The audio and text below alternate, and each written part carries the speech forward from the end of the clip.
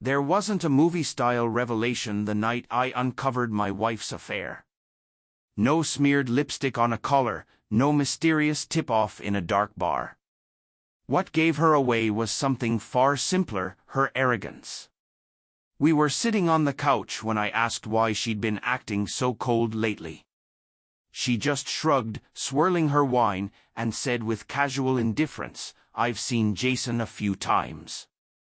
You remember my ex? Don't freak out, it doesn't count. He's part of my past." Her words slammed into me like a punch to the chest. She said it so lightly, as if sneaking around with her ex was no bigger deal than grabbing coffee with a friend from work. But it wasn't just what she did that broke me, it was how little she cared. The way she stripped betrayal down to something meaningless. It doesn't count. That line carved itself into my mind like a scar.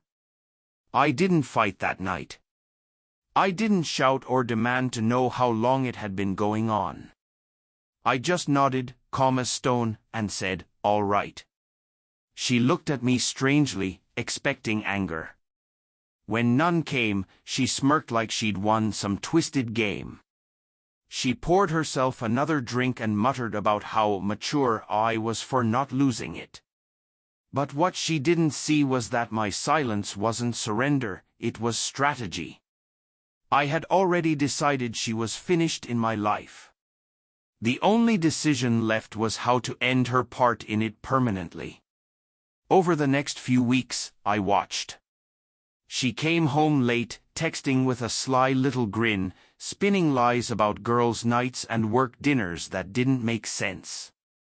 Each time, I quietly collected proof: screenshots, call logs, photos from a friend who happened to spot her with Jason.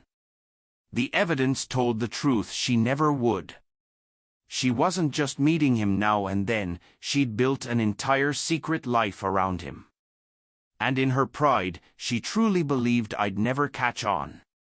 She thought silence meant weakness. That mistake would cost her everything. One night, she came home glowing like a teenager who'd just fallen in love. Tossing her shoes aside, she dropped onto the couch and laughed. "Honestly," she said, "being with Jason doesn't even feel like cheating. He's my ex, it's different. It doesn't count." My blood boiled, but I stayed still. I forced a small smile and replied, "If that's how you see it, then I get it." She tilted her head, puzzled by my calmness, never suspecting that while she justified her betrayal, I was already setting the stage for her downfall. Her undoing began with a favor. She came to me in tears, saying her mother was behind on mortgage payments. I played the part perfectly, sympathetic, reassuring. "Don't worry," I told her. "I'll handle it." But I didn't send her mother a single dollar. Instead, I used that time to lock down everything: bank accounts, deeds, every legal document, until every asset was mine alone. By the time she realized it, her safety net would be gone. Our anniversary approached, and she begged to celebrate at her favorite restaurant. She spent hours getting ready, radiant and confident, probably planning to text Jason once the wine kicked in. I reserved the biggest table, invited her parents, her best friends, and even the coworkers she always bragged to. When she walked in, she looked stunned but flattered, assuming this was some romantic surprise. She kissed my cheek and whispered, "You're finally learning." She didn't realize she was stepping into her own execution. Halfway through dinner, after the laughter and drinks had loosened everyone up, I stood and smiled.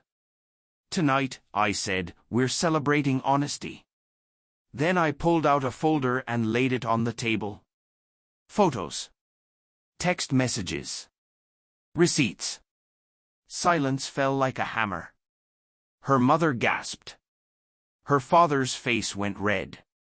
Her friends shifted uncomfortably as her secret life spilled across white linen and candlelight. Her smirk vanished, replaced by a hollow stare. She stuttered, "It's not what it looks like. It doesn't count. He's just my ex."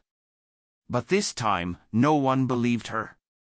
She reached for me, whispering, "Please, we can fix this." I stepped back. From my jacket, I pulled another envelope, divorce papers, already signed, leaving her with nothing. Gasps swept the table as she opened it, her hands trembling. I leaned close enough for everyone to hear and said quietly, "You said it doesn't count. Well, neither do you. Not anymore." She crumbled right there in front of everyone she'd tried to impress. Tears streaked her face. She begged, said she'd made a mistake, that Jason meant nothing. But her words carried no weight anymore.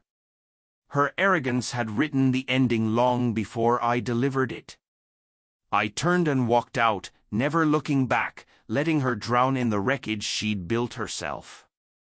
After that night, she tried everything, calls, messages, even showing up at my door, but I ignored it all. Jason dropped her not long after, once the drama stopped being fun. She lost her marriage, her pride, her reputation, and the respect of her own parents in a single evening. And every time I hear those words, "It doesn't count," I smile. Because I turned them into the blade that cut her whole life apart. Now, I live quietly, peacefully, without her shadow darkening my days.